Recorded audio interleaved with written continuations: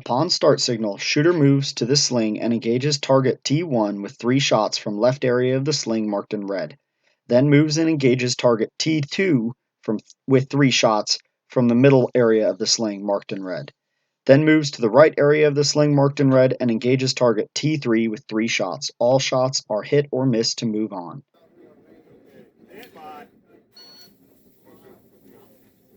For this stage, I chose to use a WeBad attached to my Arca rail as my main method of support. Instead of loading into the strap, I just set everything on top of the strap and allowed gravity to hold the rifle in place. This caused a little bit more bounce initially as I set my rifle on the strap, but after I allowed a few seconds for the rifle weight to kind of stabilize, the bounce leveled out and I had an acceptable wobble that was within the size of the plate for each target.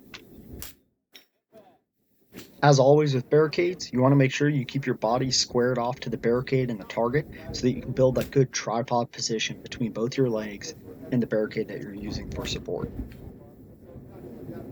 The biggest factor for shooting off of a strap or a barricade like this is to allow the rifle to settle.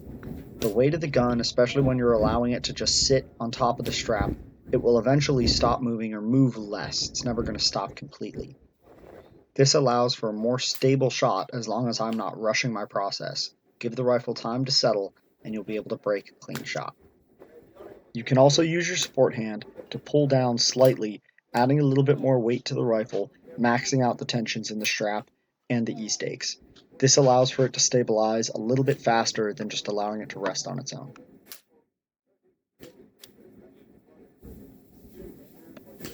Another way to approach this stage would be to not use a bag and to load forward into the strap, as I've shown here.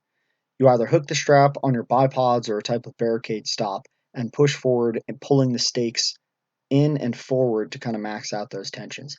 I'm not a huge fan of this position as I don't find it's nearly as stable as allowing gravity to rest the rifle on top of the strap. If you've shot these types of matches before, you're going to pick up real quick that there are ways to game stages. This is an example of one way shooters were able to game this stage due to the stage description leaving a little bit room for interpretation. They were able to set up a tripod on the clock and have the strap touching the rifle with the red marking for each position without actually using the strap for support. While legal, I do not think that this was in good sportsmanship for the match, and I'd also like to point out that not a single tripod shooter was able to beat the top score that shot the stage off of the strap the proper way. I hope you guys liked this debrief. Like and follow the page if you'd like to see more of these in the future.